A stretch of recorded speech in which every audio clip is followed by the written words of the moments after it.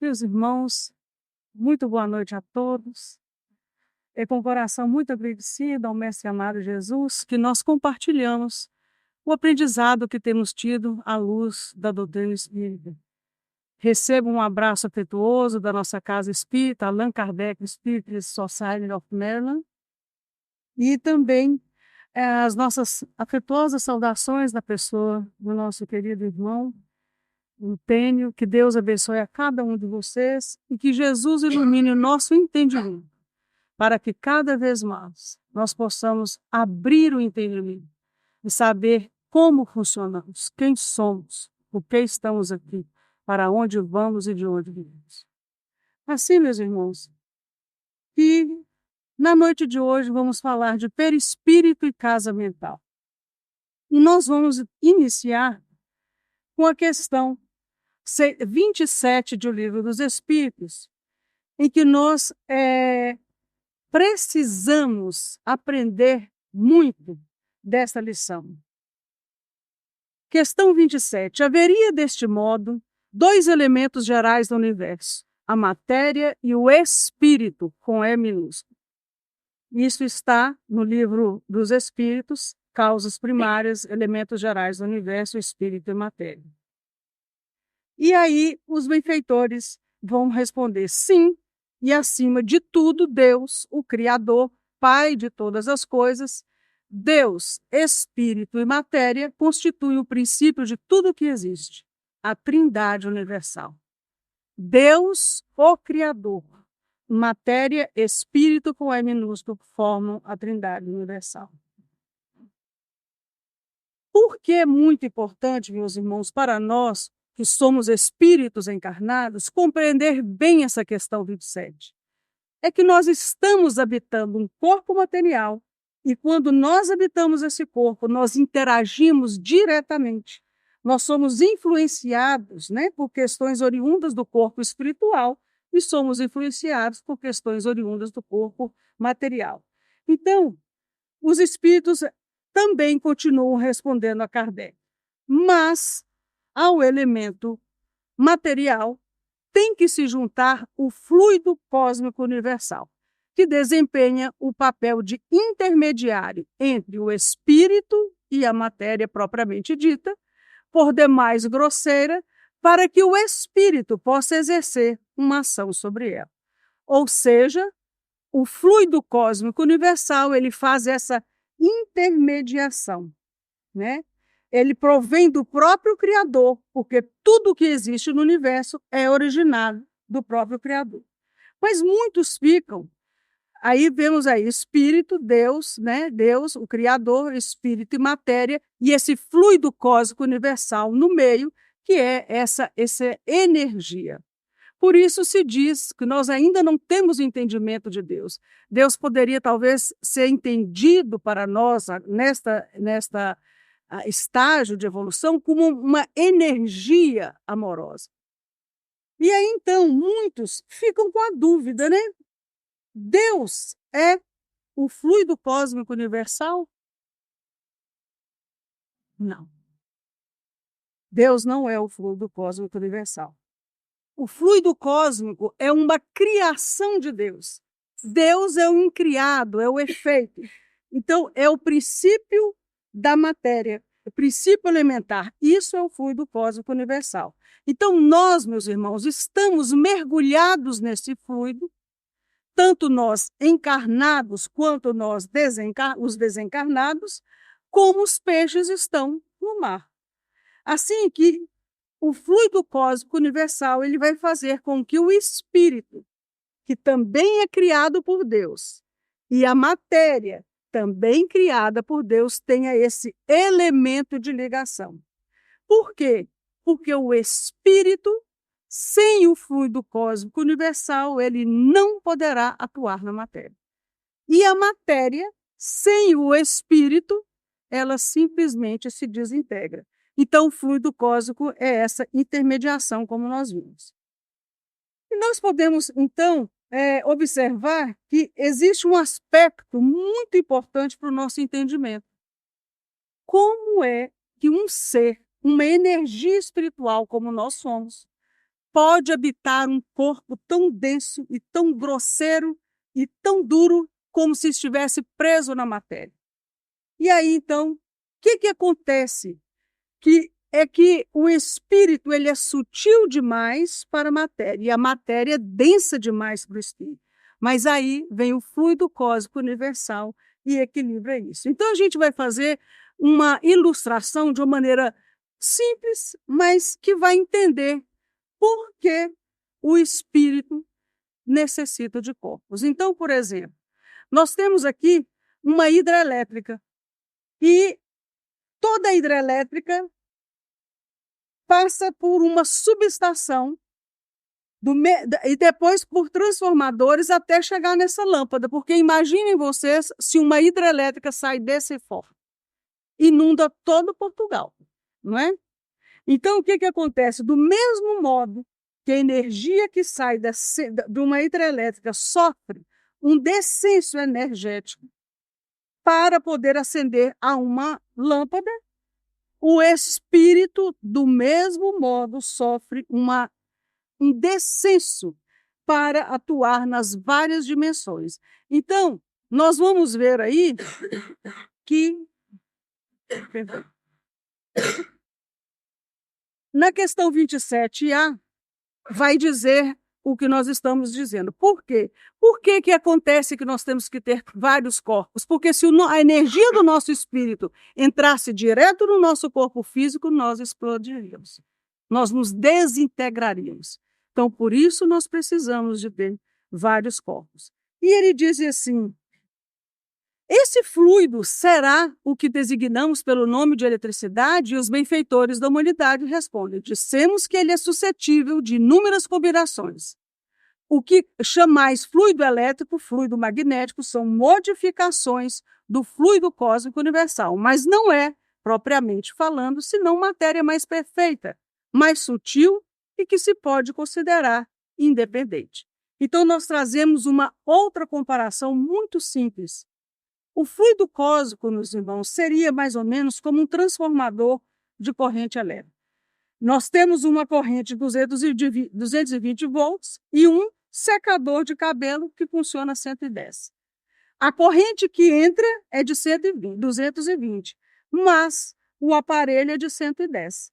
Então, eu tenho um transformador no meio que recebe 220, o transformador resiste 220 e transforma a 110, como se fosse o fluido cósmico universal. Então, como resultado, apenas para que a gente tenha uma ideia do que vem a ser o papel do fluido cósmico, como resultado, o fluido cósmico ele equilibra as duas coisas, a sutilidade do espírito e a densidade da matéria. Veja que nós estamos tomando muito tempo para entender o que nós vamos falar na noite de hoje. Então, a energia que provém do espírito, com E maiúsculo, que aí já somos nós, individualidade, Kardec vai utilizar até a questão 75, espírito com E minúsculo, falando desse espírito e matéria, princípio, primitivismo, mas quando ele começa na questão 76 em diante, ele já vai falar espírito com E maiúsculo. Tem essa diferença, que já somos nós, individualidade. Então, esta é a razão pela qual o espírito necessita de energia. Então, o espírito sofre essa adaptação energética. É por isso, meus irmãos, que é importantíssimo nós estudarmos princípio vital, estudarmos fluido cósmico para entender como que nós funcionamos. Quando a gente vê lá no Livro dos Espíritos, aqui a primeira parte, lá no capítulo 4 vai ter essa parte, o princípio vital, que é importantíssimo que a gente leia. Então, nós vamos ver que o princípio vital é aquilo que, unido à matéria, a vitaliza ou a anima, que dá vida aos corpos orgânicos. Do contrário, não existiria vida, seria matéria inerte. O que é o espírito, o corpo, seu espírito? Apenas um pedaço de carne. Então, mais uma ilustração na noite de hoje para o nosso raciocínio, porque às vezes é muito difícil a gente, princípio vital, fluido vital, a gente faz uma confusão, não entende muito bem. Então, por isso que é muito bom esses exemplos, para que a gente fixe a lição. Então, nós vamos trazer aqui um exemplo simbólico. Vamos supor que o indivíduo está programado para nascer e viver 78 anos de idade. E Deus, o médico divino, vai prescrever um medicamento. E lá no medicamento, na etiqueta, está escrito fluido cósmico universal. Mas aí, nesse remédio, tem uma bula. E essa bula, como toda bula, vai falar do princípio ativo. Qual o princípio ativo? Princípio vital. Quantidade suficiente para 78 anos. Modo de ação, como toda bula. Uma vez absorvido pelo organismo, o fluido universal, devido ao seu princípio ativo, ele impregna os órgãos e se transforma em fluido vital, que quer dizer energia, que confere ao organismo sua vitalidade e atividade características. E aí diz assim a bula, advertência importante. Este fluido dá vida a todos aqueles que o absorvem e assimilam. O que quer dizer? Se eu tiver o meu frasco de remédio lá no armário da cozinha e eu não tomar, ele nunca vai fazer o efeito. Então, para isso, nós temos que absorver. Modo de usar: tomar 5 gotas durante 78 anos, não tem efeitos secundários, e os que tomam estarão cheios de vida e com muita disposição e energia, né? Mais ou menos isso. Mas tem uma advertência. O uso excessivo pode induzir ao hábito e terminar antes do tempo prescrito. Se você tomar de 10 a 15 gotas ao dia, o frasco vai estar vazio antes dos 78 anos.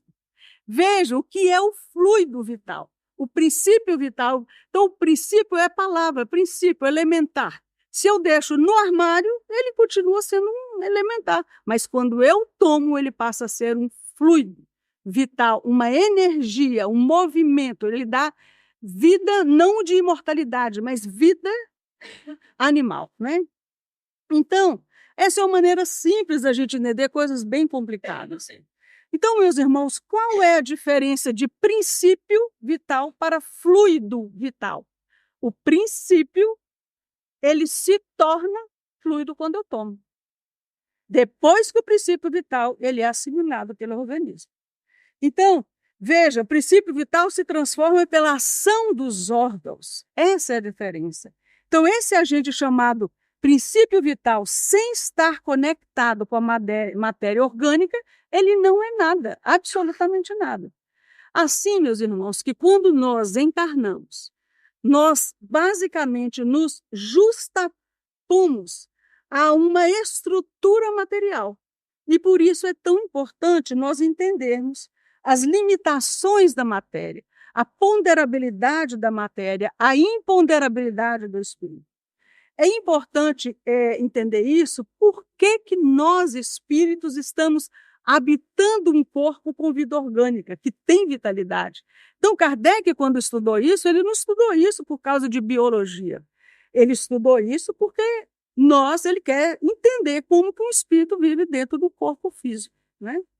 Então, o fluido cósmico é esse fluido que consegue tornar as sutilezas dos elementos do universo chamado espírito e densificá-lo utilizando a densificação da matéria, ou seja, criando um meio termo e animar a matéria. Assim, tudo isso, meus irmãos, para nós entrarmos no que vamos estudar na noite de hoje, que é a constituição do nosso corpo humano. Então, nós somos espírito, centelha divina, como uma chispa, né? Como se diz em espanhol, uma energia divina. E temos envoltórios sutis, corpos sutis, que temos o corpo mental. Qual a função do corpo mental? Pensar. E temos o perispírito, que tem 3 corpos principais, porque ele tem muito mais e nós ainda não sabemos. mas ele tem muito mais. Mas com que a gente aprenda isso, nós vamos aprender o resto quando for o momento oportuno. Então, os 3 corpos seriam corpo causal, que tem a função da consciência. Corpo astral, que tem a função da emoção. E o corpo vital, que tem a função da energia, até chegar no corpo físico. Ao exemplo da hidrelétrica, nós temos que ter vários corpos. Se o espírito entrasse no corpo, nós explodiríamos. Simplesmente. Então, ele tem esses corpos para ir abaixando a densidade da energia. E aí, então, agora nós vamos falar de cada um deles. Nós vamos falar do corpo mental. No livro Evolução em Dois Mundos, no capítulo 2, Corpo Espiritual, no item Retrato do Corpo Mental, André Luiz vai dizer que para definir de alguma maneira o corpo espiritual, que é o mesmo que perispírito, é preciso considerar, antes que nada, que ele não é um reflexo do corpo físico, dado que, em realidade, é o corpo físico que o reflete. Da mesma maneira que ele mesmo, o corpo espiritual, é, por sua vez, o retrato do corpo mental que preside a sua formação. O que ele está querendo dizer aí? Que é o corpo mental que modela o perispírito. E é o perispírito que modela o nosso corpo físico. Então, até hoje, a medicina cuida do nosso corpo físico, muito embora já se está vendo a importância de estudar o perispírito. Mas, por enquanto, a medicina está ainda nesta parte, né? Por isso, nós somos muito felizes porque nós temos a melhor informação do mundo espiritual. E aí nós colocamos aqui, ó, se vocês veem, uma separação para que fique bem claro para nós, espíritas, que às vezes não entendemos muito bem essa parte, que essa parte é muito estudo e tudo, é que o corpo mental, ele está separado do perispírito. Quem achar que o perispírito, o corpo mental faz parte do perispírito, está enganado. Por isso fizemos uma leve separação. E aí, então, falando agora do corpo mental, ele é a envoltura sutil da mente. E qual é a principal função dele? É produzir os pensamentos. Todas as funções mentais têm a ver com ligação direta com esse corpo. E ele reveste o 4º ventrículo, que é essa parte iluminada, justamente onde se encontra a alma, mas não a alma encapsulada, não a alma presa, mas ela está mais ou menos sediada neste 4º ventrículo. É a origem dos nossos pensamentos. Então, não é no perispírito, mas o pensamento está ligado diretamente ao corpo mental. Isso é muito importante para os nossos estudos com André Luiz, para que a gente entenda. E agora, então, nós vamos falar do perispírito, iniciando por entender o que vem a ser perispírito. Peri, do grego peri, ao redor. Espíritos,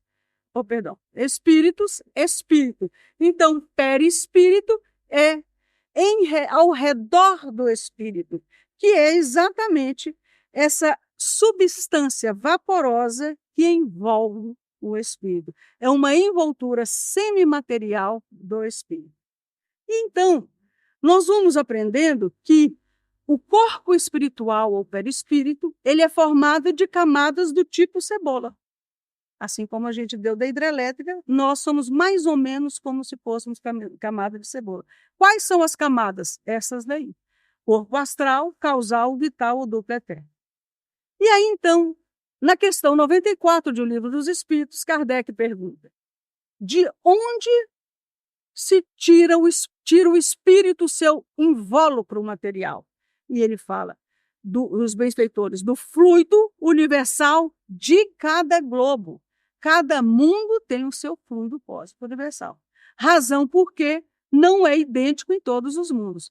Passando de um mundo para outro, o espírito muda de envoltório, como nós mudamos de roupa. Então, o perispírito, meus irmãos, é como uma túnica eletromagnética. E é muito interessante porque ele é extremamente poroso e plástico. E a matéria que constitui o perispírito tem uma outra escala periódica. Lembra dessa escala que a gente estuda na escola? Ele também tem, parecido, mas não é a mesma. Isso quer dizer o quê? Que nós temos bilhões de células domesticadas em nosso corpo físico. Por isso se diz que nós temos uma farmácia dentro de nós.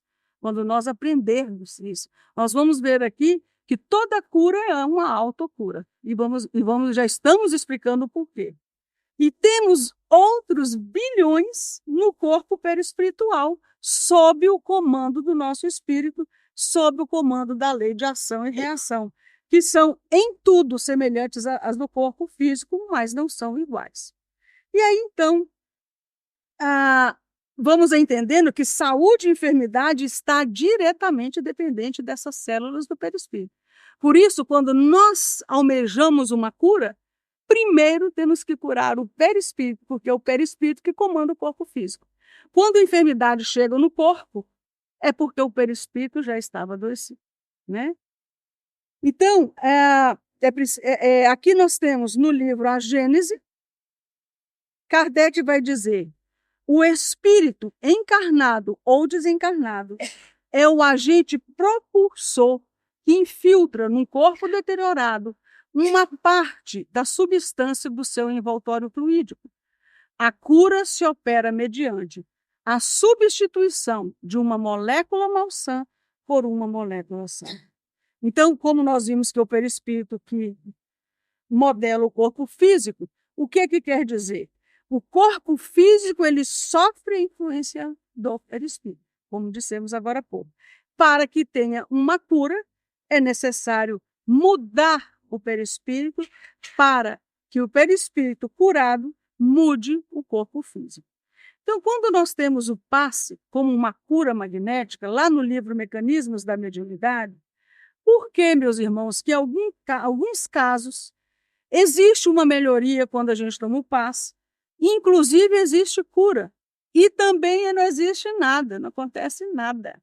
Por que será? Vai estar lá no livro Mecanismos da Mediunidade, que existe um clima de confiança entre o paciente e o doador. Quem está sentado e quem está doando o passista.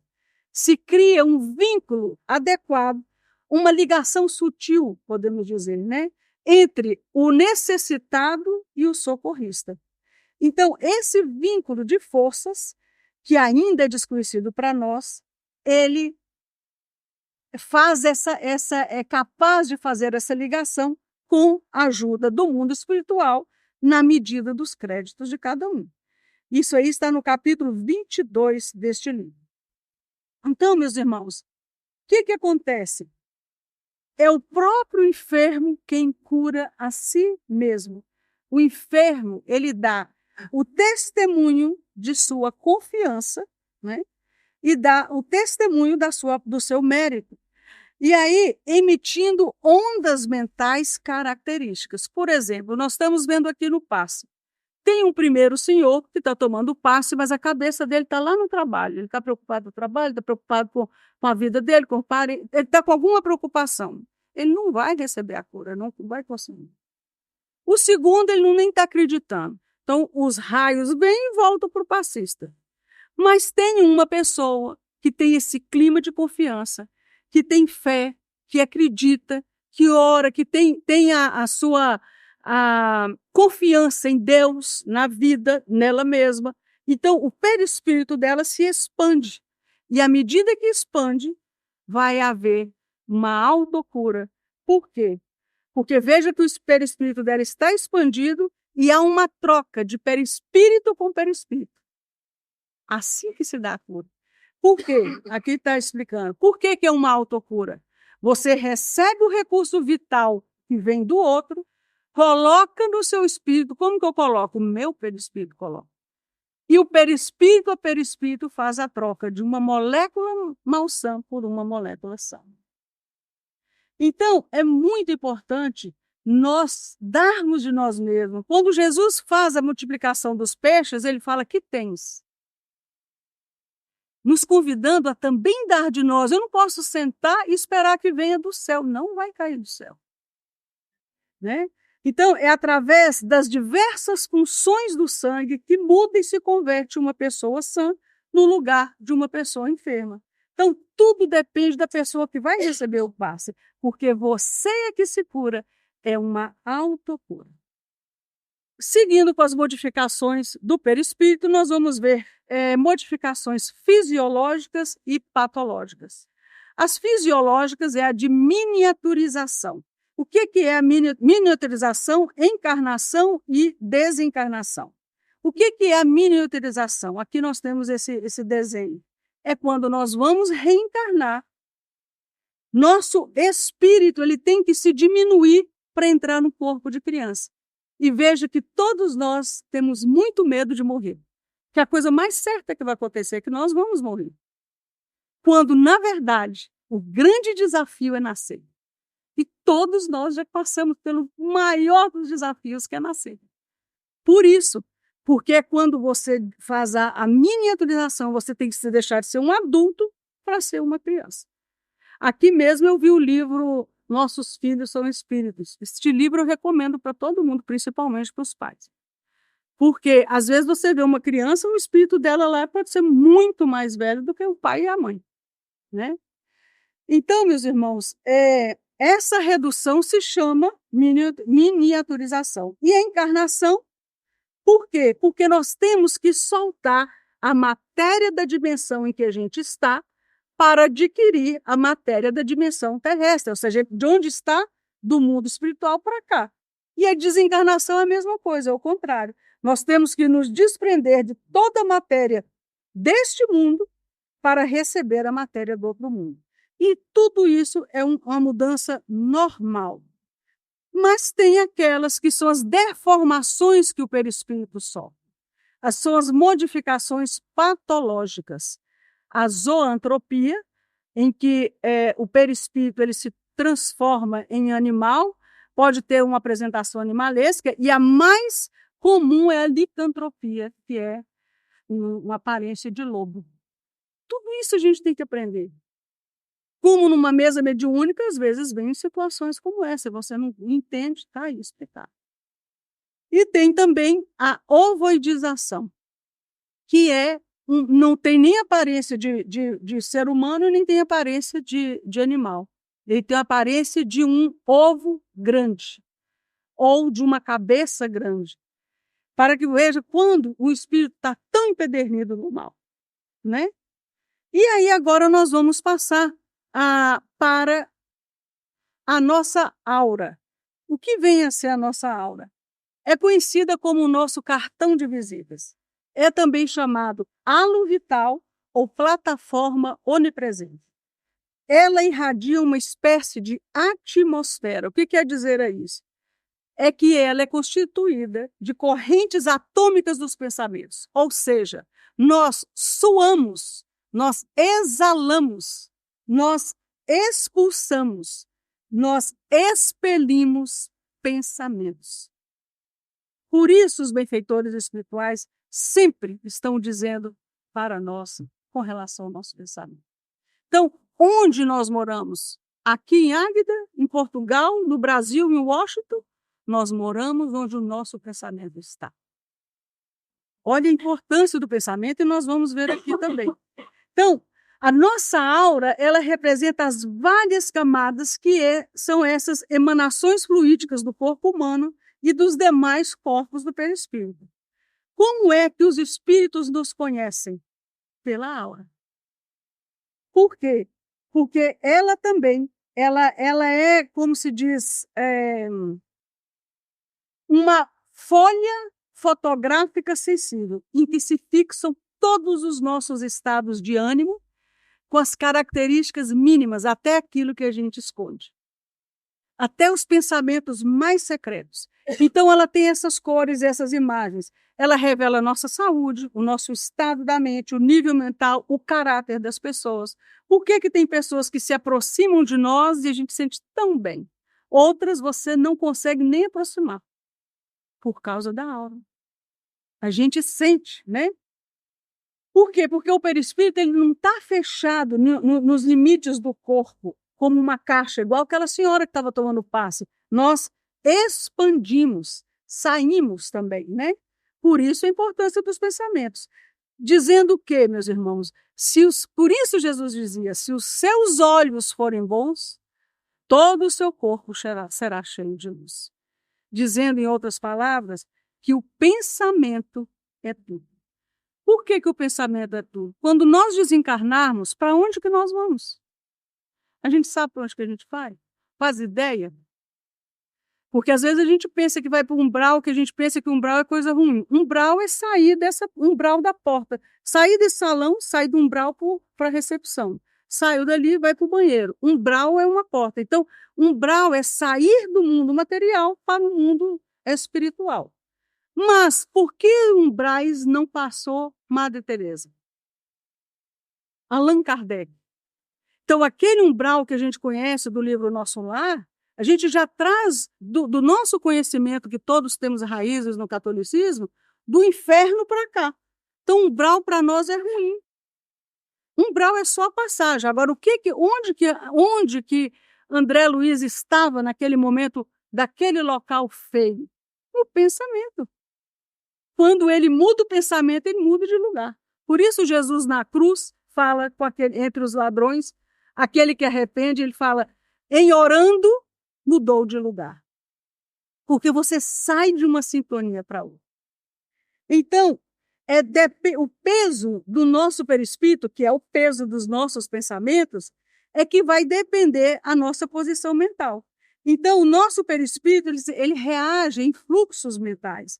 Se é de pureza, se é de viciação, se é de harmonia, se é de desarmonia, tudo vai refletir na aura e no nosso perispírito. Porque tudo, meus irmãos, que nós pensamos tem um peso extraordinário para a nossa vida. Se nós, não tem importância nenhuma nós estarmos com tristeza, nenhuma, faz parte da vida. É importante estar triste para a gente repensar a vida, repensar uma atitude. Mas você, a me malhar, agradar minha tristeza, minha depressão, aí não é bom. Aí não é bom. Porque quando você desencarna e continua depressivo no mundo espiritual, aí onde é que você vai morar? Onde é que você mora? Aqui eu moro em Águeda. Aí lá no mundo espiritual, onde é que você mora? Na 96 MHz. Onde estão todos os depressivos. Todos que pensam igual, moram igual. Então, olha a importância do pensamento. Por isso o Espírito Emmanuel, quando escreveu aquele livro, Pensamento e Vida, que era uma cartilha de treinamento dos espíritos que iam encarnar na Terra, ele foi adaptada para nós que estamos encarnados. Pensamento e vida. Então, é muito importante o pensamento. E aí, então, nós estamos agora, vamos entrar agora nos centros de força, né? E por que também, voltando aqui ao pensamento, por que é importante a gente mudar o nosso pensamento? Quando Jesus falou, arrependei-vos que o reino de Deus está próximo, a gente corre para arrepender meu remorso, minha culpa, minha máxima culpa, e deixa eu perdoar fulano. Não. Arrepender quer dizer metanoia. Meta, mudança. Noia, mentalidade. O que Jesus está falando? Mude a sua mentalidade, mude o seu pensamento. Que a capacidade de você construir essa paz dentro de você está próxima, porque a gente está aprendendo quanta coisa a gente está aprendendo. Né? Porque o Espiritismo começou com Kardec. E nós estamos mais e mais. Vem André Luiz, vem trazendo tanta informação, o repórter do mundo espiritual. E aí agora, meus irmãos, o perispírito ele é constituído de 7 principais centros de forças, ou chamados chakras, que são coronário, cerebral, laríngeo, cardíaco, cada um desses que está aí, gástrico, esplênico, genésico. Mas o que é? Isso é uma coisa que a gente tem que fazer outra palestra só para falar disso aí. Mas para que a gente tenha uma noção. Olha que beleza, que beleza. Esses centros de força que nós estamos falando aí, 3 deles acima é uma tríade espiritual superior. Ele cuida da parte espiritual. É a transcendência, a nossa ligação com o Criador. É a intuição, a inspiração que vem por aqui. É o conhecimento. São as três que nos levam à elevação do espírito encarnado, nos conectando com a vida maior. E os três de baixo, eles formam a tríade fisiológica. Eles predominam as funções orgânicas responsáveis para a manutenção da vida no corpo físico e a afirmação do espírito no mundo. É o nosso pé no chão aqui na Terra. Mas o que tem entre as funções espirituais e as funções materiais? O que está no meio como uma ponte? O amor. Qual a lição máxima de Jesus do Evangelho? O amor. Então, quando nós viemos a um centro espírita, uma igreja, seja onde for, e vamos ouvir falar de humildade, de amor, de caridade, a gente fala, olho de novo, tem que ir lá, mas eu vou porque tem que ir. Nós estamos falando de saúde integral. Corpo, espírito, alma. Porque na base de um câncer, na base de uma enfermidade, está a falta de humildade, está a falta de amor, está a falta de auto-amor. Então, por isso Jesus é o médico das almas. Olha isso aí. Como assim? Vamos falar de um chakra só. O primeiro, que é o que dá segurança. Segurança na vida, segurança em Deus, segurança em você, confiança. Se ela é equilibrada, se você tem de menos, você tem medo de tudo. Se as suas energias estão demais, você não tem medo de nada.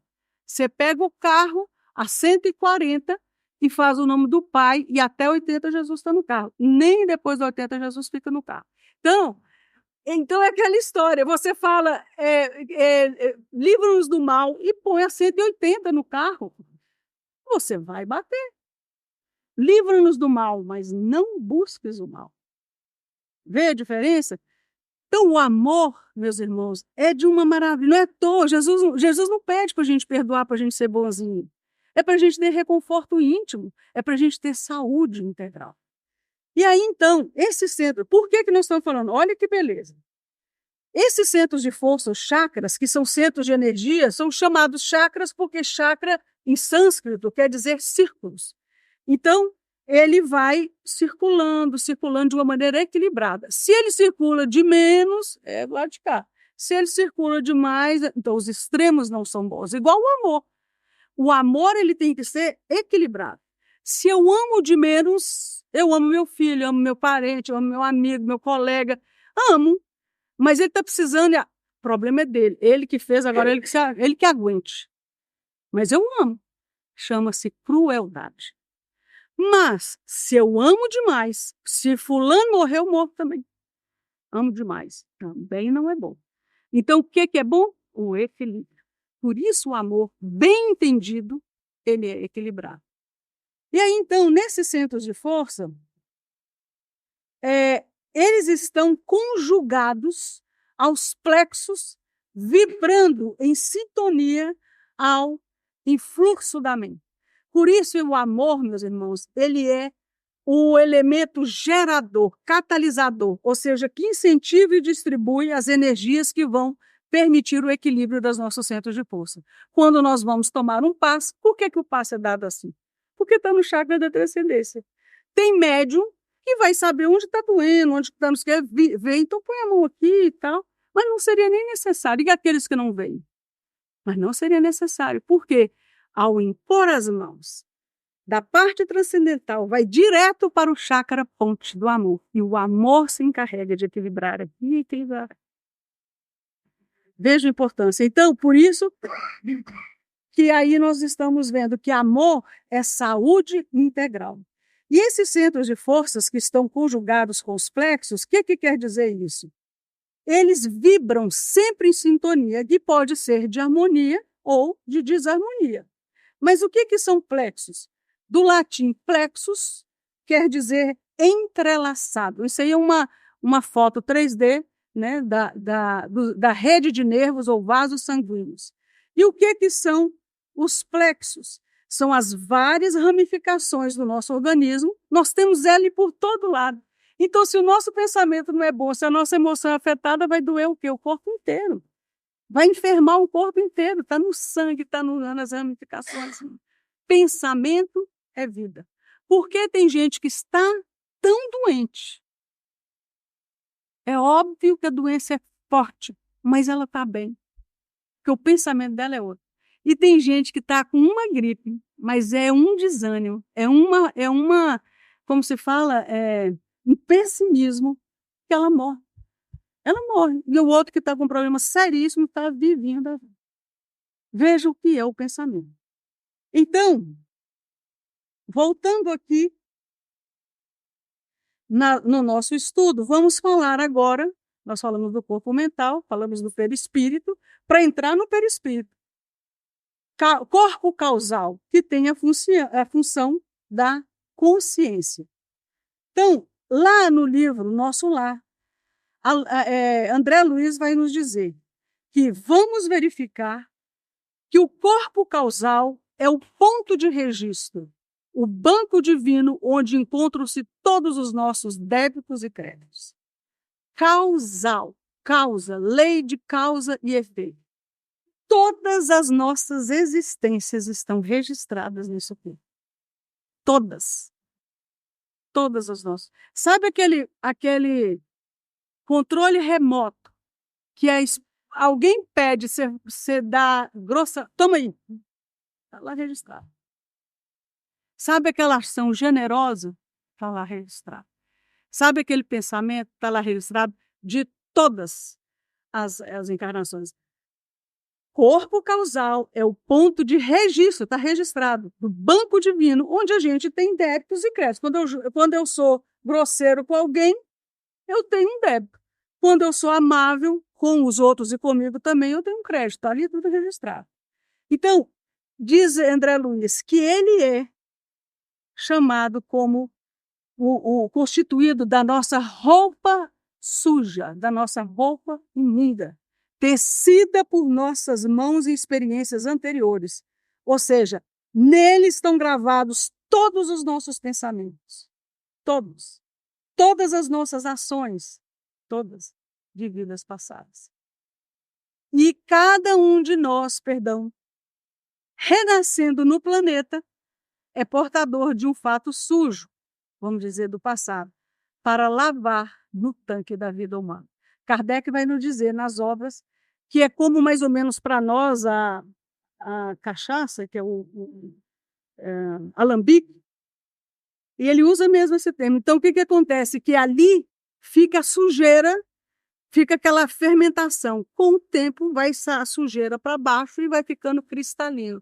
Então, a encarnação, cada encarnação, nós vamos deixando um pouco de sujeira e ficando mais cristalinos. E aí, então, meus irmãos, a tarefa reencarnatória é de nos purificar por esse esforço da lavagem. Lavar a sujeira do nosso passado.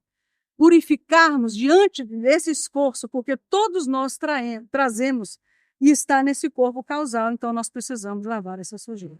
Porque quando nós conseguimos colocar a zero a nossa conta bancária, ele brilha. Nós viemos no carro falando do livro Voltei, que é de Frederico Figner, né? Que 22 anos na doutrina espírita, se não me equivoco. Participou da Federação Espírita, não perdia uma reunião mediúnica. Não dava palestra o tempo todo. Por isso que ainda falei hoje, essa palestra não é para o público, é para mim, porque o meu ouvido é o que está mais perto da minha boca. Serve para mim e para todos. Por quê? Desencarna, ele fala, eu vou desencarnar, meus amigos, e vou dar notícias para vocês como é que é o desencarne. Foi ele que construiu, quando na época de Chico Xavier, que ia colocar os livros. Emmanuel falava, Chico, temos que publicar os livros. Mas ninguém queria publicar, porque espiritismo era coisa do diabo. Então, eles não entendiam como entende hoje, né? A verdade, a realidade da coisa. Então, ele tinha dinheiro, era um empresário, foi o primeiro que trouxe o disco de vinil, aquele disco grande, para o Brasil. Tinha dinheiro, muito generoso. Falou, uai, não quer não? Então nós vamos construir a gráfica. E não tem editora, não? Nós vamos construir editora. Até hoje esses livros aí, se brincar de lá. Então ele fez tudo e publicou todos os livros do Chico. Desencarna. Quando desencarna, ele chega lá. Não tinha luz nenhuma. Mas aquele que servia a aguinha, com humildade, estava. Porque eu ouvia ele falar, ele fazia o que ele falava. Mas ele não. Aí ele fica revoltado e fala com o doutor Bezerra, mas doutor Bezerra, não é possível, 22 anos na casa espírita, eu não falto uma reunião, o senhor sabe disso. Eu dou palestra, fui eu que construí a gráfica, fui eu que construí a editora. Aí o doutor Bezerra bate no ombro dele e fala assim, mas o que você construiu dentro de você? O reino de Deus é obra dentro da criatura humana. Porque ele era assim, dado, bondoso, mas um bruto com os funcionários, um grosseiro.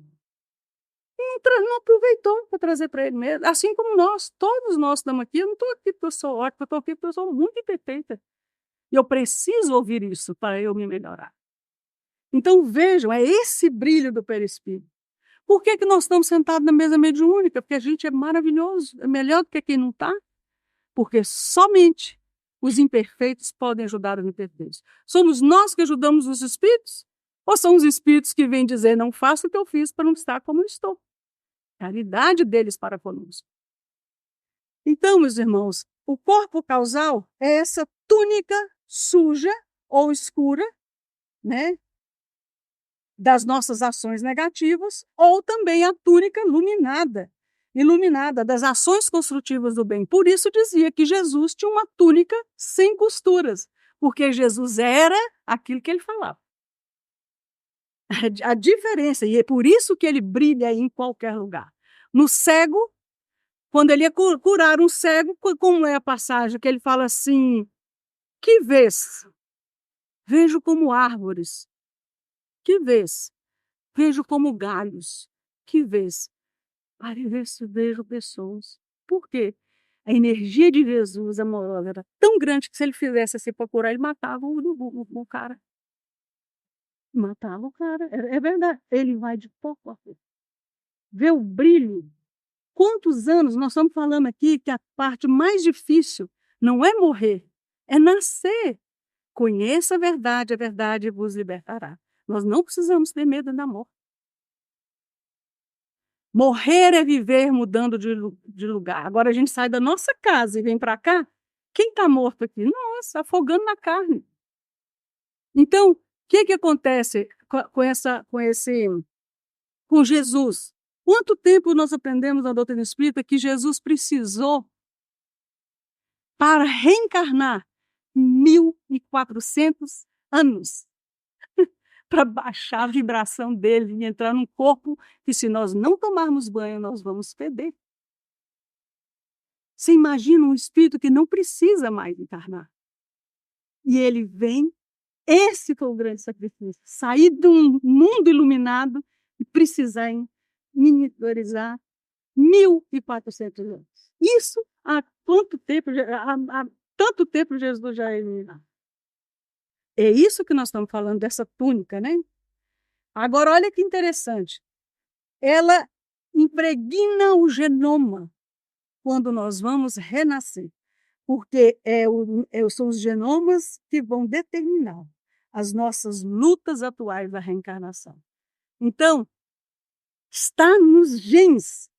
O corpo causal já impregnou, carimbou o que nós precisamos para a encarnação atual, através das informações e dos registros que temos na nossa roupa suja, para vir e limpar. Então, quando nós vemos pessoas de todos os tipos de enfermidade, na verdade, a enfermidade é a cura. E aí, então, nós vamos vendo o quê? Que a vida atual é uma repercussão das nossas ações passadas. André Luiz vai dizer assim, aqueles que, em domínios da mediunidade, aqueles que fracassaram, com seus obstáculos, voltam à vida na Terra, muitas das vezes como neuróticos, feridos, mutilados. entablando lutas benéficas com as terapêuticas humanas e com as obrigações do lar. O lar é a nossa primeira escola. Como a gente pode ser caridoso com todo mundo se a gente não dá conta dentro do próprio lar? Se a gente não é paciente com a esposa, com o marido, com o filho. Às vezes a gente vai para o centro para poder esquecer do problema da casa. Isso é muito sério. E só nas lutas da carne é que vão processando a extroversão, indispensáveis para a cura das psicoses de que padecem. E aí, então, meus irmãos, ele vai dizer que esse corpo astral seria no nosso organismo como um mata-borrão. Não sei se aqui, mas na minha época de estudo, as professoras faziam a prova e sobrava aquela tinta na mecanografia e vinha mata-borrão. Você passa e tira a tinta. Então, esse corpo causal é como um mata-borrão, né? Em que ele absorve as tintas, que são os nossos erros, né? Então, são os erros do passado no corpo causal e só no corpo físico que nós podemos tirar a sujeira. E como que a gente tira essa sujeira? Em forma de enfermidade. Então, esse corpo causal, ele é como um carvão milagroso, vai dizer André Luiz, absorvendo os tóxicos e resíduos de sombras que trazemos no corpo substancial. Está no livro Entre a Terra e o Céu. E aí, então, a tinta são esses erros, são as lutas do passado. E à medida que a gente vai passando aqui na Terra, nós vamos nos transformando em pessoas melhores. Então, a reencarnação, essa lei biológica natural, é para nos transformar de espíritos atrasados para espíritos iluminados, porque nós aprendemos lá e viemos aqui colocar em prática aquilo que aprendemos. Podemos evoluir lá? Podemos, mas aqui é que a gente coloca em prática. Então, a vida presente, ela tem um efeito extraordinário na cadeia das nossas encarnações, porque ela reflete nossas ações passadas, que elas podem ser agravadas, se negativas, ou podem ser melhoradas, né? Por exemplo, por que é importante a gente perdoar agora que a gente está encarnado? Perdoar, além, donar, dar além. Não é só perdoar, é fazer o bem para a pessoa que machucou a gente. Então, por que é importante agora? Por que Jesus está falando do perdão? Porque se nós conseguirmos perdoar alguém agora, vamos supor que a gente desencarna e não perdoou. Mas chega lá no mundo espiritual, uma ação desta vida. Chega no mundo espiritual, nós vamos ter lá o quê? Uma ideia de que a gente estava equivocado. Ou de que a gente devia ter perdoado. E chega lá no mundo espiritual, você fala, eu vou perdoar fulano. E aí, perdoa aquela mancha do seu perispírito limpo. Maravilhoso, está perdoado, está resolvido aquele problema. Mas, se você se perdoar aqui, agora encarnado, quando você desencarnar, vão ser limpas as manchas do seu perispírito de 1000 encarnações. Olha que maravilha saber perdoar agora. Então, não é para ser bonzinho, é para ser reconforto íntimo. Perdão quer dizer saúde. Assim, meus irmãos, indo para o corpo astral agora, ele é como o veículo através do qual expressa os sentimentos, os vícios, as paixões, os desejos, as emoções. É um lugar vibracional. No Brasil, a gente fala, fulano hoje está de bom astral. É a emoção. Hoje o meu astral não está bom, né? Se temos fome, é daí que vem aspectos relacionados com apetite, com sexo, com sede, com prazer, com dor, né? E que papel que ele desempenha nas enfermidades? Estas são as causas anteriores, que é o karma, que é causa e efeito, e as causas atuais que modificam o perispírito. Mas quais são as patologias? Nós temos a dinamia, que é quando o espírito cai no remorso. Por isso, Emmanuel vai dizer, remorso é um lampejo de Deus, é como um trovão, o trovão faz brum e vai embora. Nós ficamos com esse brum, brum, brum, brum por anos. É um lampejo para falar, ó, você errou, busca se consertar.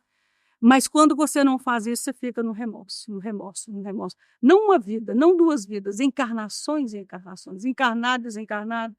Então, existe uma queda na circulação de forças e o indivíduo pode cair na depressão.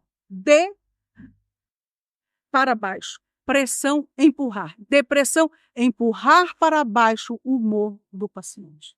Isso é depressão.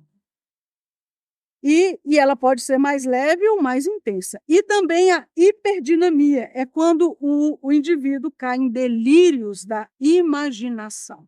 Isso quer dizer hiperdinamia. São essas as patologias do perispírito. E aí, então, na questão 344, Kardec pergunta: em que momento se une a alma ao corpo? A união começa, diz ele, na concepção. É na hora que o espermatozoide entra no óvulo, ali já começa a alma se unir ao corpo. Agora, olha que interessante. O grito do recém-nascido anuncia que o espírito se conta no número dos vivos e dos servos de Deus. É isso que nós viemos fazer. Nós somos servos de Deus. Nós viemos para co-criar com o Criador. Então, quando nós somos como uma bicicleta. Se a bicicleta que é feita para pedalar, se você não pedala, ela cai. Nós fomos concebidos para servir. Se nós não trabalhamos no bem, não estamos ativos no bem o tempo todo, nós caímos também. E esse caída chama-se enfermidade. Porque nós temos, muitas das vezes, muitos talentos que só nós temos. E não colocamos a favor de ninguém. E aí fica aquela energia condensada e a gente adoece.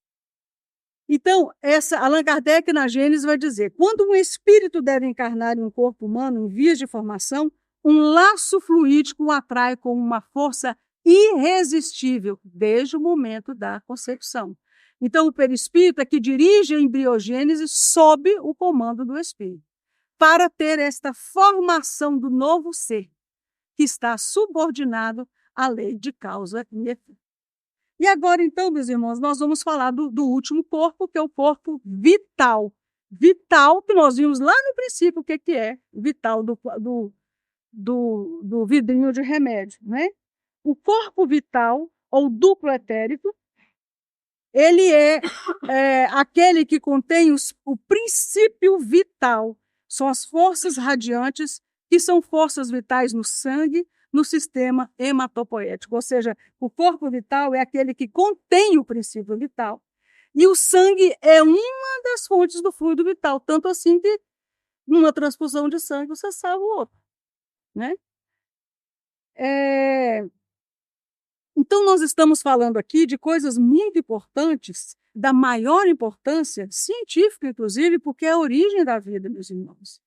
Então, aqui está o baço, que é a circulação de forças, né? Então, o corpo vital, ele também precisa desse chakra esplênico, que está ligado a esse sistema hematopoético de defesa e de sustentação. Então, quem descobriu a existência desse corpo vital foi o físico e químico inglês William Crookes, fazendo as experiências de materialização.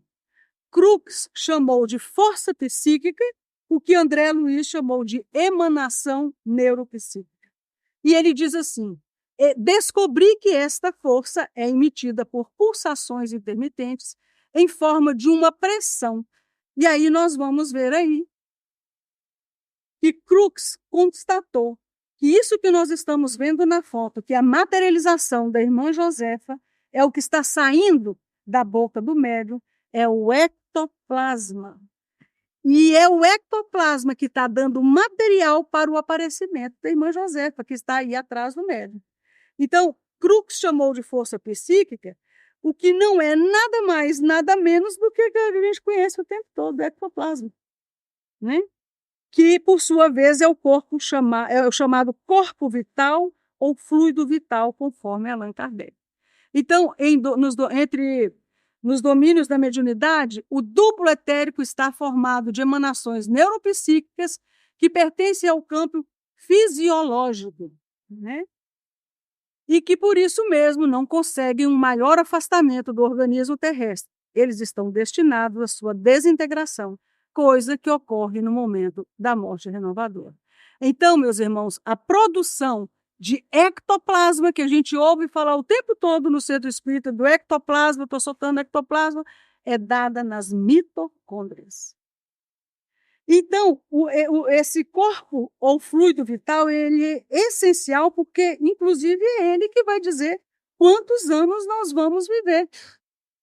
É aquele tantinho ali que foi feito para 78 anos, mas tem gente aqui com 90, tem gente com 30, tem gente com 17, tem gente com 40, aquele vidrinho. Sem o fluido vital, nós não vivemos. E quais são as fontes diferentes do fluido vital? Como nós podemos ter o fluido vital? Através da inalação do fluido cósmico pelas narinas e a transformação em fluido vital quando nós inalamos no pulmão. Mas não apenas nas narinas e no pulmão. Também nós vamos absorver o fluido vital através dos alimentos. E aí, então, meus irmãos, entrando na casa mental, nós vamos ver aí como é bonito o estudo. Por isso se diz que antigamente o o cristão, ele precisava, às vezes, do sacrifício de ser jogado para os leões, para morrer, né? Hoje, nos dias atuais, também é a morte, mas a morte do nosso homem velho, deixando nascer o nosso homem novo. E qual é o sacrifício maior para o cristão no dia de hoje? Como se fosse jogar para os leões. Estudar. Esse é o maior sacrifício. Veja quantas maravilhas nós aprendemos quando nós estudamos seriamente. E a doutrina espírita ela é riquíssima. Assim como nós também temos que ter muito cuidado com o que lemos. Porque hoje tem muito livro mediúnico? Tem. É de médio, é de espírito? É. Mas lá na escala 100, Kardec vai dizer espíritos pseudo-sábios, espíritos ignorantes. Tem gente que é mais ignorante do que nós, só porque espírito ele escreve certo. Se nós estudássemos as obras da codificação, nem essa encarnação, de verdade, nós não conseguiríamos nem nessa encarnação. Olha quanta obra, as obras da codificação e as obras subsidiárias idôneas, né? Quantas maravilhas a gente aprende. Então, estudando a casa mental, que é a verdadeira residência da alma, por isso que onde que a gente mora, onde está o nosso pensamento, né? E aí, lá no livro do Mundo Maior, estudando o capítulo 4, André Luiz, o instrutor Galderado, vai fazer para o André Luiz um estudo da evolução do cérebro. E ele vai dizer que o cérebro é um órgão sagrado de manifestação da mente em trânsito da animalidade primitiva para a espiritualidade. E aí, então, ele vai comparar a casa mental com uma casinha de 3 andares, o porão, o térreo e o solo. Então, ele vai dizer que na parte alta tem o superconsciente. Aí está registrado o futuro. E aí, então, nesse subconsciente, ou lobo frontal, ou neocórtex também, está representando em nós o futuro, é onde nós temos a casa das noções superiores. Vibram e vivem aí os ideais e as metas superiores. É onde estão as eminências daquilo que a gente quer ser um dia, daquilo que a gente quer progredir, que nós temos ainda que desenvolver numa continuidade evolutiva, nesse esforço de autoeducação, né? Então, é a parte, vamos dizer assim, mais sublime do nosso organismo, seria o divino em nós. E aí nós temos, o térreo. O térreo é o consciente, é o córtex motor, que representa em nós o presente. É o hoje, agora, nós estamos todos aí no térreo. Aí estão as energias motoras da mente, né, que serve para o atual momento evolutivo. Aí moram e vibram o esforço e a vontade, que é a faculdade soberana da alma. É o domicílio das conquistas atuais. É onde é o nosso telhado, é onde nós colocamos o esforço e a vontade a caminho da ascensão espiritual. E temos, por fim, o sótão, ali, o porão, que é a sede do subconsciente ou o cerebreiro. E aí está representando o nosso passado. É aquilo que trazemos do passado, as primeiras expressões do desenvolvimento do cérebro. Nessa região, meus irmãos, vibram e vivem os hábitos e o automatismo. Por isso nós precisamos ter o perdão, o amor, um dia sair lá do telhado das noções superiores e um dia trabalhar ele aqui no térreo da presente existência para um dia guardar ele lá no porão. Porque quando a gente ofender, porque uma coisa é alguém te ofender, outra é você se sentir ofendido.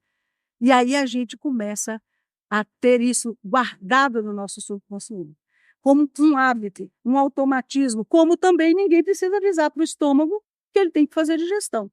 Não precisa avisar o intestino, porque são os movimentos peristálticos, né, que já estão no nosso porão, né? Ou seja, seria o arquivo de tudo aquilo que nós já conquistamos no passado. É o repositório das atitudes instintivas da alma. Mas, atenção, não é que isto esteja no cérebro. São pontos de contato. É igual falar, a alma está ali aqui dentro, encapsulada? Não, ela está sediada ali, é um ponto de contato. A mesma coisa. Tudo isso são pontos de contato no cérebro, nessa máquina divina, onde a mente, fonte criadora, já vimos que a mente é um outro corpo da vida, se expressa, por onde flui, a partir da mente. Isso está arquivado na mente, mas se expressa nesses pontos de contato do cérebro. Então, são esses 3 estágios que definem nós enquanto espíritos. São esses 3 níveis da casa mental. Cada uma delas respondendo ou atendendo a algumas finalidades. Cada uma delas representando um ponto de contato entre a organização perispiritual e o corpo físico, por meio da qual a mente atua, coordenando tudo o que se faz no corpo e também no espírito. E aí André Luiz vai dizer, como vemos, possuímos em nós o passado, o presente e o futuro. Quando nós nos prendemos no passado, temos depressão. Quando prendemos na presente, nós temos estresse. Quando prendemos no futuro, nós temos ansiedade. Por isso, flui. Nós precisamos fazer movimento. Como a dizer-nos que a evolução não é algo, meus irmãos, que a gente processa fora de nós, mas que processa dentro de nós. Jesus falava nas parábolas, o reino de Deus é como uma pérola que o pescador vai lá no fundo do mar, dentro de nós. Eu estou com depressão? Estou. Mas eu não sou depressivo. Estou, mas não sou. Conhece-te a ti mesmo. E aí, então, o que é a reforma íntima que é tão falada? Nós precisamos reformar, e a gente tem mania de fazer a reforma íntima de uma maneira brutal, quando nós devemos fazer a reforma íntima de uma maneira, eu gosto muito dessa palavra, sem martírio. Eu só vou mudar de verdade quando eu mudar com leveza e suavidade. Porque nós temos a nossa consciência do nosso eu inferior, do nosso ego, temos ali do eu superior e temos uma terceira consciência chamada sobreposta. Qual que é essa consciência sobreposta? É o opressor interno. Você tem que ser melhor, você tem que fazer, tem que. Esse opressor interno, ele não existe, meus irmãos, é criação nossa.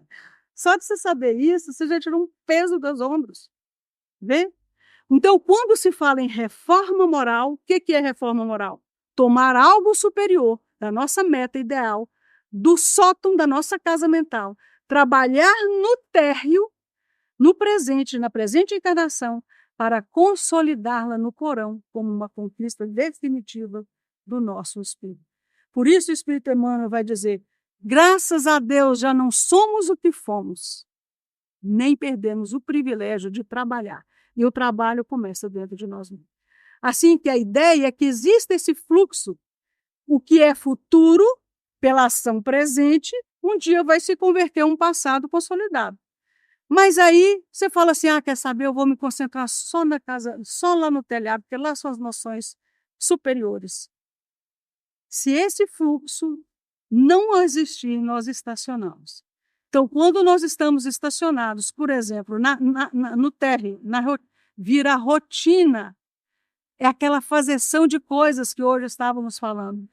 Nós viramos robôs na vida toda. A gente vai para o trabalho, vai para o centro, vai para casa, vai para a escola, vai para não sei o quê. E o que quer dizer isso? Que a ação não necessariamente gera a elevação. Hoje nós estamos falando da lei do descanso, da lei do repouso. A gente trabalha. E o repouso é uma lei para que nós possamos renovar as nossas energias. Então, o que acontece quando a pessoa fica só no térreo, só na vida corporal, nessa rotina? A pessoa não aprende nem com o passado e ela não está buscando o futuro. Ela está simplesmente na fazeção, fazendo, agindo. Ela não tem metas, ela não tem perspectiva, ela não tem anseio de progredir. Ela não aprende com o passado para construir um futuro melhor. Ela simplesmente faz. Faz. Isso é bom? Não é bom. Então, mas aí você fala, então eu vou estacionar lá em cima, no sótão. Aí a Emmanuel vai dizer, também não é bom, na contemplação. Corremos o risco de estacionar na contemplação sem obras, na meditação sem trabalho e na renúncia sem proveito. Ou seja, eu posso ficar ali só em prece, só em oração, num monte e sair do meio das pessoas na contemplação, e olha aí o que acontece. Também não é bom. Então, existe um problema até nós nos fixarmos somente no superconsciente. De que nós estamos falando aqui, meus irmãos? De evangelioterapia. Em qualquer patamar que nós estejamos, Jesus sempre vai ser a fonte inesgotável. Por isso o Chico falava, quando perguntava para o Chico andava na cidade, ei, Chico, o que tem de novo aí para nós? O Evangelho de Jesus. O Evangelho de Jesus. Porque nós estamos estudando e a gente tem que aprender muito ainda. Então, já terminando a nossa fala, nós temos aí, bem-aventurados os pobres de espírito, porque deles é o reino dos céus. Pobres de espírito quer dizer humildes. É o pobre de raiva, pobre de rancor, pobre de maledicência. Esse é o pobre de espírito, é o humilde. Mas aí você fala, humilde é aquela vaquinha de presépio. Tá bom, tudo tá bom. Não. Humildade vem de uns que vem de terra. É você botar os pés no chão, se acolher com casca e tudo, com todas as suas imperfeições. Mas também lembrar que eu sou muito bom nisso. Eu sou bom naquilo. Jesus falou, eu sou. Já pensou, o senhor, talvez Deus vai mandar outra pessoa. Não sou eu. Quem sou eu? Eu sou. Então, nós darmos valor àquilo que nós somos bons, isso é humildade, as duas coisas. E a gente acha que é ter a síndrome do coitadinho de mim, e não é. Então, não é à toa, encerrando a nossa fala, que as bem-aventuranças começa com a humildade, meus irmãos. Por isso, porque o que é humildade? A humildade vem na base da nossa ascensão íntima, porque o espírito nosso já está tão cansado das buscas, caminhando em círculos, em milênios, é quando ele se decide a iniciar uma jornada para dentro e ele fala assim, eu preciso mudar. Isso é humildade. Ele reconhece que ele precisa mudar. Então, qual é o maior obstáculo para o progresso? Os espíritos falam o orgulho e a humildade. Eles são taxativos, mas isso é um estado transitório, acrescentam eles, porque com as experiências, paulatinamente, nós vamos ficando melhores e vamos vendo que existem outras felicidades muito maiores do que aquelas do orgulho e da humildade, do orgulho e do egoísmo. Então, não de casualidade, sem razão, Jesus nasceu numa manjedoura, justamente, meus irmãos, para trazer para todos nós a lição da humildade. Como a dizer que a humildade é o berço de toda a vida cristã. E aí, por que a humildade? Bem-aventurados os que são humildes, porque deles é o reino dos céus. Porque sem humildade eu não posso ser resignado. Se eu não for humilde e resignado, eu não posso ser pacífico. Se eu não for humilde, resignado e pacífico, eu não posso ser justo. E se eu não for tudo isso, eu muito menos vou ser misericordioso. E se eu não for tudo isso, eu não vou ser puro de coração. E não vou ser pacificador. Até chegar na 9ª, perseguidos. Mas você fala assim, por quê? Que o começo e o fim é porque deles é o reino dos céus. Porque quando nós somos perseguidos, fecha o ciclo. É quando nós nos tornamos resilientes e fortes. Por isso, vinde a mim todos vós que estáis aflitos e sobrecarregados, que eu vos aliviarei. Tomai sobre vós o meu jugo e aprendei de mim, que eu sou manso e humilde de coração, e achareis o descanso para vossas almas, porque o meu jugo é suave e meu fardo é leve. Vinde a mim, é o amor que ele representa. Todos vós, Jesus não está convidando qualquer pessoa, ele está convidando a gente a reconhecer os aflitos e os sobrecarregados, que todos nós temos uma carga, mas que muitas das vezes nós somos a sobrecarga da nossa carga, e ele vai nos aliviar. O que é o alívio? Ele vem de fora. Eu vou tomar um passo, eu saio melhor. Minha mãe reza por mim, eu me sinto melhor. Vem de fora. Mas ele não oferece só o alívio. Tomai, decidi sobre vós o meu jugo. O jugo era uma peça de madeira que ia no pescoço do boi. Porque senão um boi ia para um lado, outro boi ia para o outro. Então ele pega essa palavra emprestada para falar, coloca no seu cangote o amor. Esse é meu jugo, que você nunca vai perder a direção. E onde que está o amor? No meio aqui do chakras, distribuindo e dando saúde, equilibrando, né? E aprendei de mim, aprendizado amoroso, erros e acertos, que eu sou manso e humilde de coração, e achareis descanso. Descanso é diferente do alívio. O alívio é a diminuição da aflição, mas o descanso é quando eu sou humilde, eu me acolho, e vou dizer, eu vou recomeçar, porque recomeçar é lei, é bênção na lei de Deus. E aí, então, eu tenho aquele sentimento de pertencimento. E aí eu já supero as causas da minha aflição, porque o meu jugo, o amor, é suave, e o meu fardo é leve. Qual é o fardo de Jesus? O aprendizado, o estudo. Quando nós estudamos, tudo se torna mais leve. Assim que nós agradecemos esta oportunidade de nós transmitirmos, nunca eu digo que é uma palestra, é transmitir aquilo que nós estudamos na nossa casa, para que todos também tenham conhecimento, fazer brilhar essa luz que chega para nós. Uma boa noite a todos e muito obrigada. Obrigada. Obrigada, viu? Obrigada. Obrigadíssimo. Eu te agradeço. Muito obrigada. Eu não sei se dá tempo da gente passar o vídeo, dá? 3? Você consegue colocar aqui? Então. Enquanto o nosso companheiro prepara-nos aqui a oportunidade de nos trazer um vídeo que é 3 minutinhos e que é uma prenda espiritual. Tá?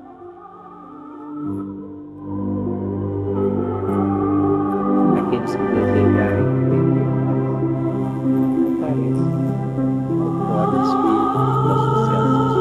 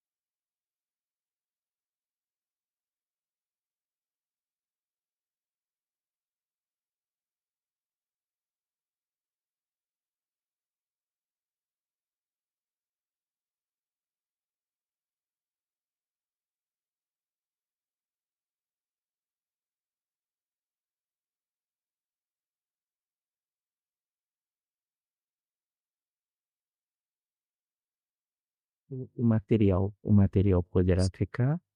Sim. Exatamente. Nossos companheiros sugerem que nos deixará o material e nós exibiremos no sábado, durante o encontro com a Ivone Pereira. Tá bem assim? Ok, obrigado.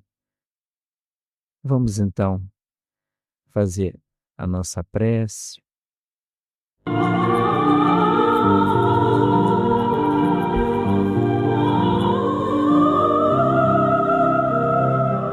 Senhor Jesus, nossa alegria, nossa paz, nossa inspiração. Eis que é mais um convite que nos chega acerca do Teu Evangelho nessa noite. Aplicando conhecimentos da ciência atual junto a ensinamentos milenares, a fim de nos orientar os passos na saúde, na harmonia, no equilíbrio. Te agradecemos, Senhor Jesus, o convite que nos é trazido, a fim de que, diante de percalços inúmeros traduzidos nos conflitos familiares, sociais, nas enfermidades, nos transtornos mentais, nos desequilíbrios espirituais, nós possamos compreender a Tua lição de doçura, de serenidade e de esperança diante dos nossos caminhos. Auxilia aqueles que nos buscam aqui diretamente ou à distância, rogando auxílio para suas lutas, podendo naturalmente daqui partir mais corajosos e renovados. Conserva-nos sob a Tua paz, hoje e sempre. Fica conosco, querido amigo Jesus.